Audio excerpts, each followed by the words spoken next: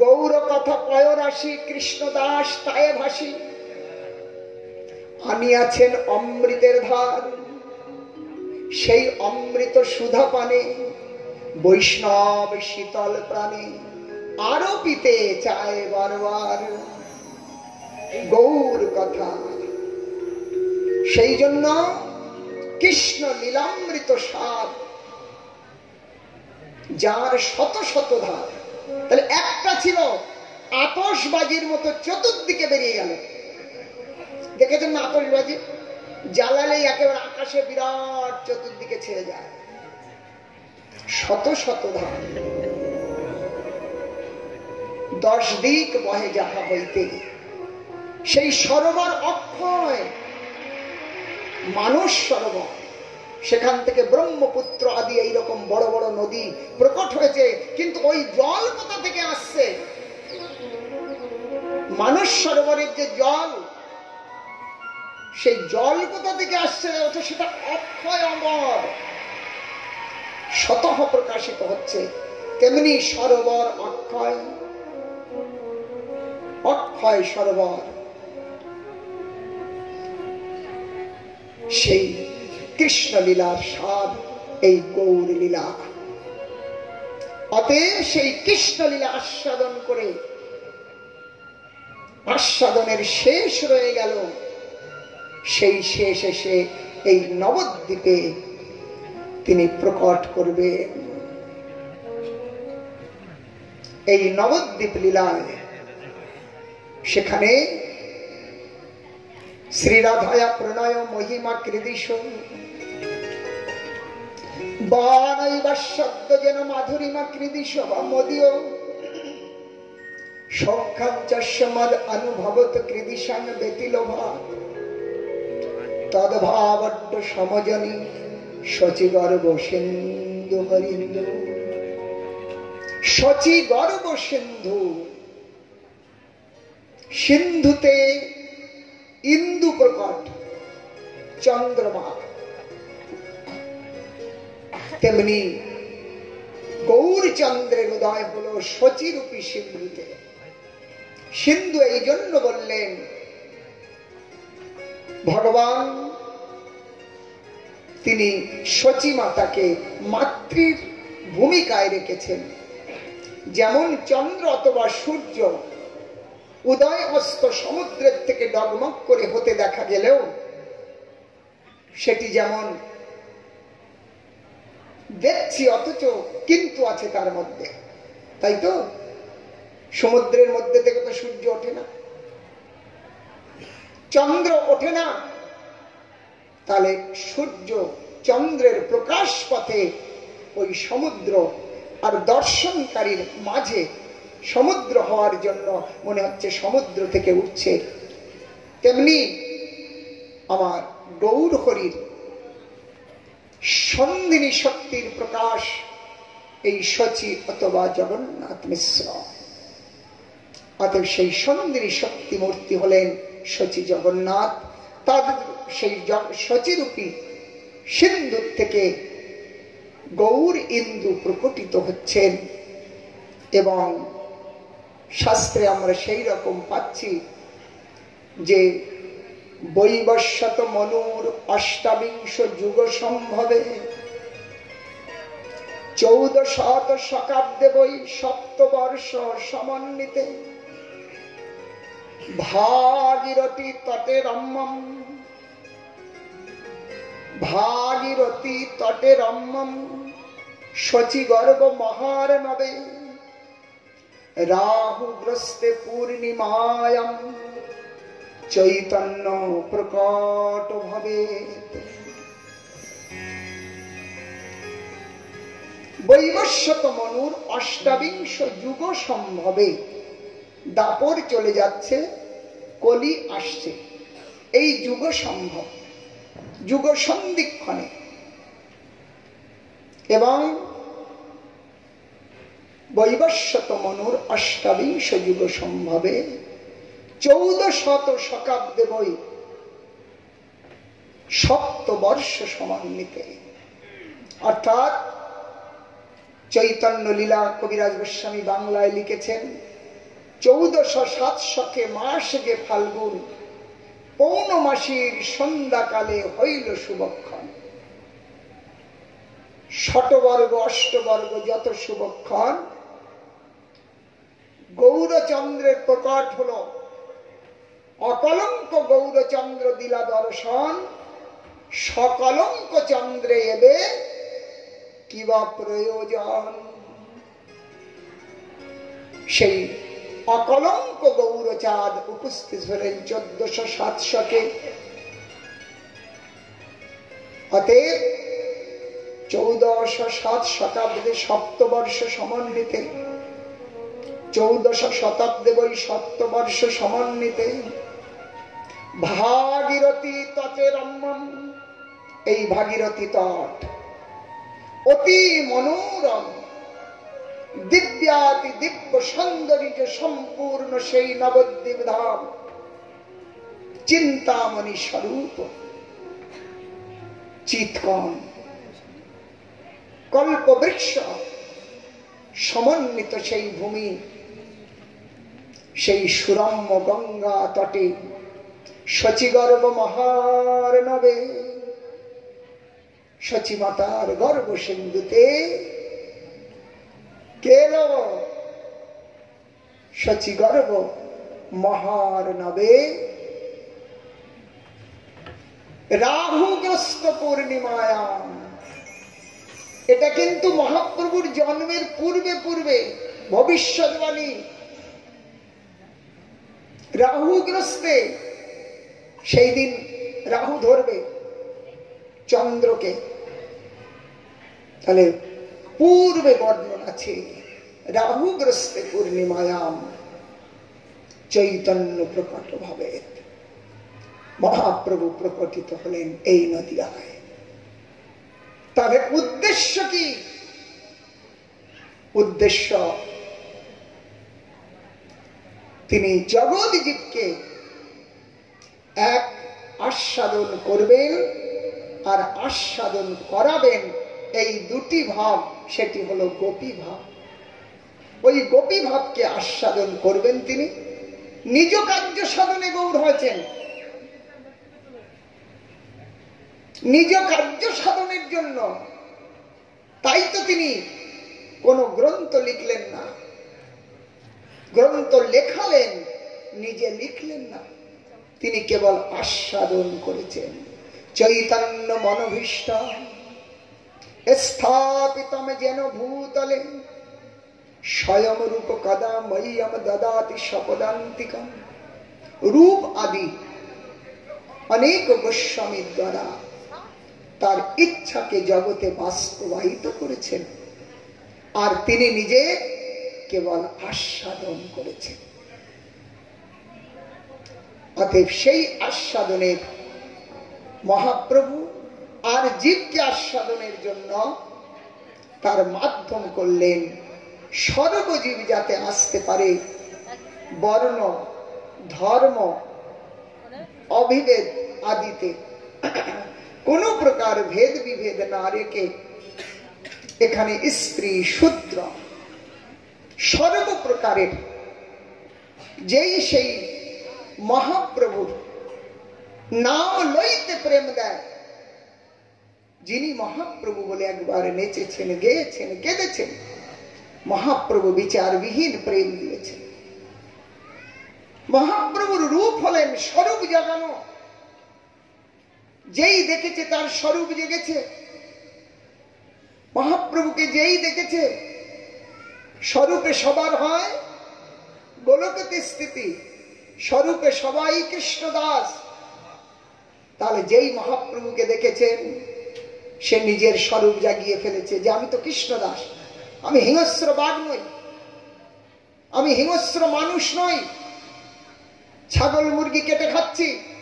যেই জেগেছে আর সব বেরিয়ে গেছে, আমি তো কৃষ্ণদাস। তাহলে দাসের কর্তব্য প্রভুর সেবা করা। সেই সময় থেকে সেবাতে যুক্ত হতেন, আর সেবাতে যুক্ত হতেই এই মহাপ্রভুর চেত দর্পণ মার্জনম ভব মহাদাবাগ্নি নির্বাপনম শ্রেয় কৈরব চন্দ্রিকা বিতরণম বিদ্যাবধূ জীবনম আনন্দম বুদ্ধিবর্ধনম প্রতিপদম পূর্ণমৃতসাদনম সর্বাত্মম স্নাপনম পরম বিজয়তে শ্রীকৃষ্ণ সংকীর্তনম। কীর্তনীয় সদা হরি। এই সংকীর্তন একেবারেই অকথা থেকে, যে এখনো লিখতে শেখে নাই সেইখান থেকে শুরু করে তাকে একদম একেবারে মাস্টার ডিগ্রি পর্যন্ত করিয়ে দেবে এই কেবল হরিনাম। তাই হরিনাম জগতে নিয়ে এসে জগৎ জীবকে সর্বপ্রকারের মুক্ত কুল থেকে অমুক্ত কুল পর্যন্ত সবার উপাস্য হলো এই নাম। নামই উপাস্য, নামই আস্বাদ্য, নাম উপায় আর নামই প্রাপ্তি। নামের দ্বারা আমরা চলবো আর নামকেই আমরা আবার প্রাপ্ত করব। সেই জন্য উপাসনাও নাম, আর আমাদের উপাস্য হলেন নাম। নাম নামই অভিন্ন, অতএব সেই নামকে জগতে আনলেন। এই নামের মাধ্যমেই সবকিছু হবে। অতএব মহাপ্রভু তিনি বহিরঙ্গ সঙ্গে নাম সংকীর্তন, সকলের সঙ্গে নাম সংকীর্তন, অন্তরঙ্গ সঙ্গে করে প্রেম আলাপন। অন্তরঙ্গ জনের সঙ্গে মহাপ্রভুর প্রেম আলাপ হয়েছে। শিবাসঙ্গনে দরজা বন্ধ করে মহাপ্রভু অন্তরঙ্গ গণের সঙ্গে এই রস আস্বাদন করেছেন। আর বহিরঙ্গ সঙ্গে একেবারে নগর সংকীর্তন। আবাল বৃদ্ধ বনিতা, স্ত্রী পুরুষ ভেদ নাই, জাতি পাতি বিভেদ নাই। হ্যাঁ, চণ্ডালে ব্রাহ্মণে করে কোলাকুলি, কবে বা ছিল এ রঙ্গ। কি কীর্তনের শুরু ওইটা? এমন গৌরাঙ্গ বিনয়ার বিনয়া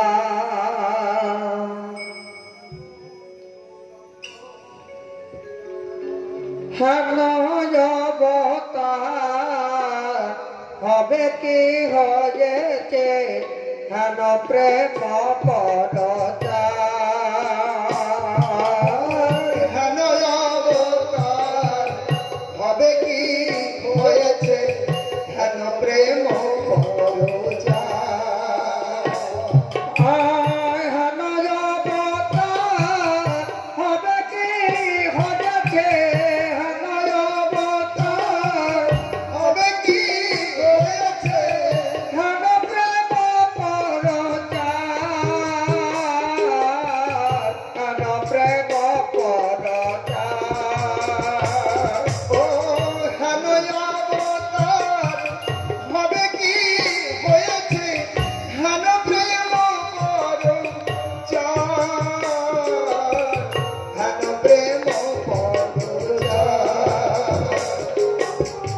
দুরবতে অতি পতিত পাষণ্ডে প্রাণে না মারিল কারে।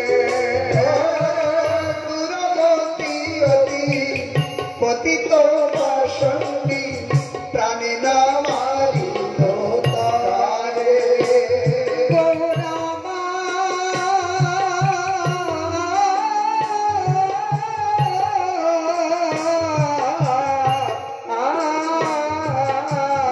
দুরবতে অতি পতিত পাষণ্ডে প্রাণে না মারিল কারে। দুরবতি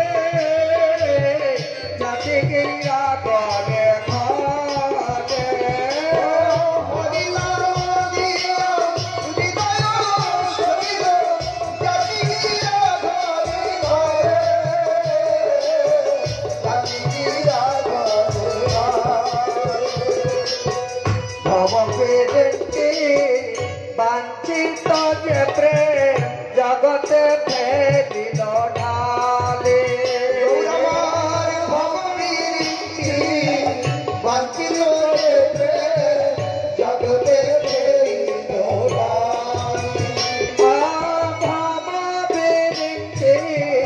বাঞ্ছিত যে প্রেম জগতে ফেলিল ঢালে বাঞ্ছিত যে প্রেম জগতে ফেলিল ঢালে। সে প্রেম কাঙাল পাইল খায়ে বাঁচিয়ে কাঙাল পাইয়ে খাইল না পিয়ে বাজাইলে করতালি। বাজাইয়া করতালি কাঙাল পাইয়ে খাইল না পিয়ে বাজাইয়া করতালি।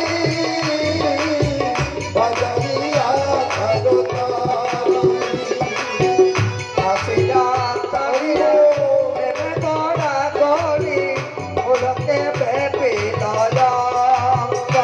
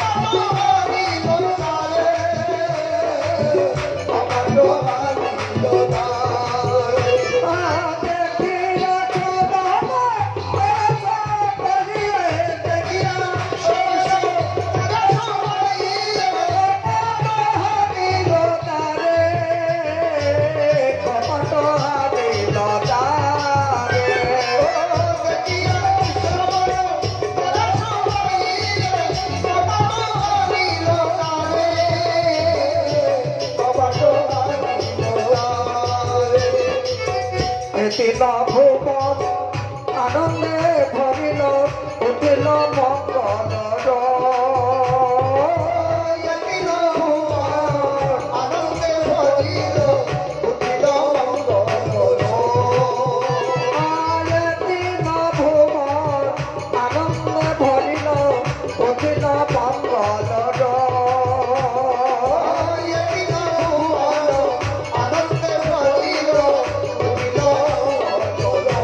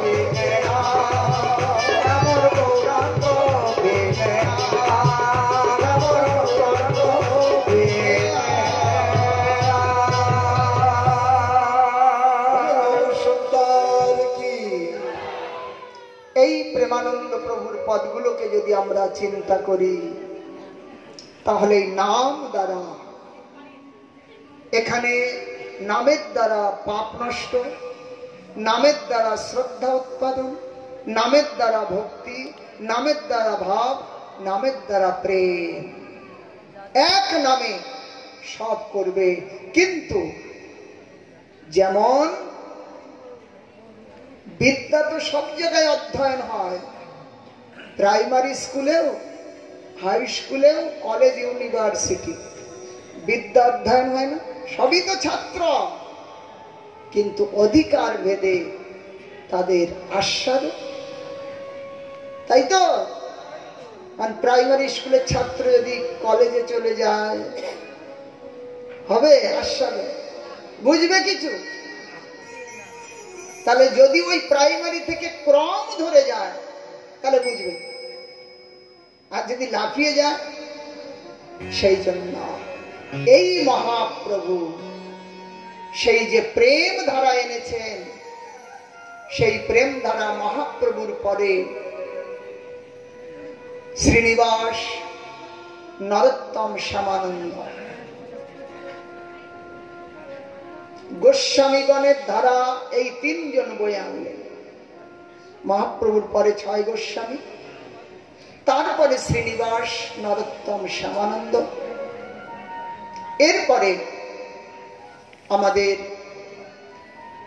বলদেব বিদ্যাভূষণ, বিশ্বনাথ চক্রবর্তী পাদ, এরপরে ভক্তি বিনোদ ঠাকুর মহাশয়। গোস্বামীগণের যে শুদ্ধ বিশুদ্ধ সুনির্মল ধারা, সেই প্রেম আস্বাদন, সেটি এতদিন বয়ে আসছিল। কিন্তু ভক্তি বিনোদ ঠাকুর ধারার কিছুদিন পূর্ব পর্যন্ত এই ধারা বয়েছিল, তারপরে সেটা আস্তে আস্তে বিলুপ্তের পথে চলতে লাগলো। আগাছা শেষ হয়ে গেছে, 10 মিনিট, সেই কথাটা বলবো, 10 মিনিট বসে। সেই ধারা লুপ্ত হয়ে গেছিল। আগাছায় ফসলকে যেমন তার প্রকৃত রূপ দেখাতে দেয় না, বা পুকুর যেমন মাঝে মাঝে মজে যায়, সংস্কার করতে হয়, তেমনি ধর্মরূপী পুকুরে এই অপধর্ম, ধর্মের মতো ধর্মাংশ, এরা সবাই এসে জুড়ে ওই শুদ্ধ ধর্মকে ঢেকে ফেলতে লাগলো। আউল বাউল, কত্তা ভাজা আদি। সেই সময় জগতে প্রকটিত হলেন শুদ্ধ মন্দাকিনীর ধারা প্রবাহিত করতে শিল সচ্চিদানন্দ ভক্তি বিনোদ ঠাকুর মহাশয়। আর সেই ভক্তি বিনোদ ঠাকুর সপ্তম গোস্বামী, তিনি ওই মহাপ্রভুর ইচ্ছা লুপ্ত বিগ্রহ, লুপ্ত তীর্থ আর লুপ্ত গ্রন্থ প্রকাশ, এই 3টি কার্য ঠাকুর ভক্তি বিনোদ করলেন। তাই তিনি সপ্তম গোস্বামী নামে বিখ্যাত। এই তিনি যে প্রকট করলেন নবদ্বীপ ধাম, তারই প্রকাশ। লুপ্ত বিগ্রহ, তারই প্রকট। লুপ্ত গ্রন্থ, ভক্তি বিনোদ ঠাকুর প্রকট করলেন। এইবার তিনি এত কিছু প্রকট করলেন, কিন্তু এটা পরিবেশন কে করবে? রান্না তো অনেক হয়েছে, পরিবেশনের লোক নাই। তাই জগন্নাথ ক্ষেত্রে পৌঁছালেন। তিনি সেই সময় ডিস্ট্রিক্ট ম্যাজিস্ট্রেটের পদে ছিলেন জগন্নাথপুরী ক্ষেত্রে। জগন্নাথ দেবের কাছে প্রার্থনা করলেন একটি পুত্র, যে এই জগতে তোমার কথা প্রকট করবে। জগন্নাথ শুনলেন, তাই একটি পুত্র প্রদান করলেন, নাম বিমলা প্রসাদ। বিমলা প্রসাদ, যিনি জগতে জগন্নাথের কথা প্রচার করবেন। তাই প্রভুপাদ ভক্তি সিদ্ধান্ত সরস্বতী ঠাকুর উচ্চস্বরে বলেছেন, আমি বিনোদ বাণী প্রচারক। অর্থাৎ এক ভক্তি বিনোদ, দ্বিতীয় রাধা বিনোদ। রাধা বিনোদ আর এদিকে ভক্তি বিনোদ। ভক্তি বিনোদ ওই রাধা বিনোদের কথা বলেছেন, আর সেই বিনোদ বাণী প্রচারক হলেন শিল ভক্তি সিদ্ধান্ত সরস্বতী ঠাকুর। শুদ্ধ বিশুদ্ধ নির্মল পেয়যোগ্য জলধারা তিনি জগতে দিয়েছেন। সেই জন্য সরস্বতী ঠাকুর সিদ্ধান্ত রূপে জগতে প্রকট করলেন মহাপ্রভুর ধারা, তাই তার নামের টাইটেল হলো ভক্তি সিদ্ধান্ত। সেই সিদ্ধান্ত ধারা জগতে দিলেন, অনেকে বুঝতে পারলেন না, তার বিরুদ্ধ হয়ে দাঁড়ালো। তাকে অনেক প্রকারের সংগ্রাম সংঘর্ষ করতে হলো এই সিদ্ধান্তকে স্থাপন করতে। আজ থেকে 150 বৎসর পূর্বে 1874 খ্রিস্টাব্দে 6 ফেব্রুয়ারি সেই ভগবতী দেবীর কোলকে আলোকিত করে জগন্নাথ ক্ষেত্রে শাস্ত্রবাণী অনুসার ঝুৎকলে পুরুষোত্তমাৎ শাস্ত্রে বললেন, একদিন এই ঝুৎকল মানে উৎকল দেশেতে এক মহাপুরুষ আবির্ভূত হবেন, এবং যিনি 4 সম্প্রদায় শ্রী ব্রহ্ম রুদ্র সনক, এই 4 সম্প্রদায়ের মধ্যে শুদ্ধ ভক্তি ধারা, এই গৌড়ীয় বৈষ্ণব ধারা এই মাত্র কিছুদিনের মধ্যে যেমন ব্যাপৃত হয়েছে পৃথিবী, অন্য কোন ধারা এত জলদি ব্যাপৃত হয় নাই। একমাত্র সরস্বতী ঠাকুরের ধারা যেভাবে প্রবাহিত হয়েছে, অতএব তিনি প্রকটিত হয়ে এই জগতে শুদ্ধ ধারা। সেই জন্য শিল প্রভুপাদ ভক্তি সিদ্ধান্ত সরস্বতী ঠাকুর এবং তার প্রতিভাযুক্ত কার্যের দ্বারা এই শিল সরস্বতী ঠাকুরকে প্রভুপাদ উপাধিতে ভূষিত করা হয়েছিল। প্রভুপাদ আর বিষ্ণুপাদ দুটি শব্দ সমর্থক শব্দ। বিষ্ণুপাদেরও যা অর্থ, প্রভুপাদেরও তাই অর্থ। নবদ্বীপে যাবেন, আজও পর্যন্ত গোস্বামীদের নামের পূর্বে প্রভুপাদ লেখা থাকে। প্রভুপাদ নাম দিয়ে তারপরে নিজ নিজ গুরুকে শিষ্য প্রভুপাদ বলতে পারেন। প্রত্যেক শিষ্য প্রত্যেক গুরুকে যেমন বিষ্ণুপাদ বলছি, কিন্তু এই প্রভুপাদ শিল ভক্তি সিদ্ধান্ত সরস্বতীকে বিশেষ উপাধিতে শোভিত করা হয়েছিল। সেই জন্য প্রভুপাদের যে ধারা, ভক্তি সিদ্ধান্ত সরস্বতী ঠাকুরের যে ধারা, সেই ধারায় যারা আছেন তারা প্রভুপাদ বলতে শিল ভক্তি সিদ্ধান্ত সরস্বতী ঠাকুরকেই বুঝবেন। তার বিশেষ সম্মান, যেমন নেতাজি, জগতে বহু আছে নেতা, কিন্তু নেতাজি বলতে কাকে বুঝি? সুভাষ চন্দ্র বোস। তাহলে নেতা তো জগতে বহু, কিন্তু নেতাজি শব্দ বলতেই যেমন সবার মানস পটে সুভাষ চন্দ্রের রূপ ভেসে ওঠে, তেমনি প্রভুপাদ বলতে আমাদের যেন প্রকাশ হয়, মনস্পটে জেগে ওঠে যে ভক্তি সিদ্ধান্ত সরস্বতী ঠাকুর তিনি হলেন প্রভুপাদ। অতএব আমরা সেই প্রভুপাদের আবির্ভাব উপলক্ষে এই অনুষ্ঠান, তার সাথে সেই প্রভুপাদ অপ্রকটের পরে প্রভুপাদের ধারা অক্ষত রেখেছেন তারই অন্যতম প্রিয়জন ভক্তি সারঙ্গ গোস্বামী মহারাজ। তিনি গৌড়ীয় সংঘ স্থাপন করে প্রভুপাদের মনোভীষ্ট পুত্রির জন্য সমগ্র ভারতবর্ষে তিনি প্রভুপাদের ইচ্ছা প্রকট করলেন, গুরু মনোভীষ্ট প্রকট করলেন। তার প্রকটে তার প্রিয়তম জন মদীয় গুরুপাদ পদ্ম নিত্যলীলা প্রবিষ্ট শিল ভক্তি সুহৃদ কিঞ্চন গোস্বামী মহারাজ বাল্যকাল থেকে মৃত্যুর পূর্ব মুহূর্ত পর্যন্ত সেই গুরু ইচ্ছাকে প্রকট করে গেছেন। আর তার অবর্তমানে বর্তমান সংঘাচার্য যাহার ৭৫তম সেই সুদীর্ঘ ভজন জীবন আমরা মানতে চলেছি। আগামীকাল তার শুভ আবির্ভাব তিথি। এই হলো পরম্পরা ধারা। অতএব এই ধারাতে তিনি আছেন, তাই তিনি আদরণীয়, বরণীয়, প্রণম্য। আজ আমরা এই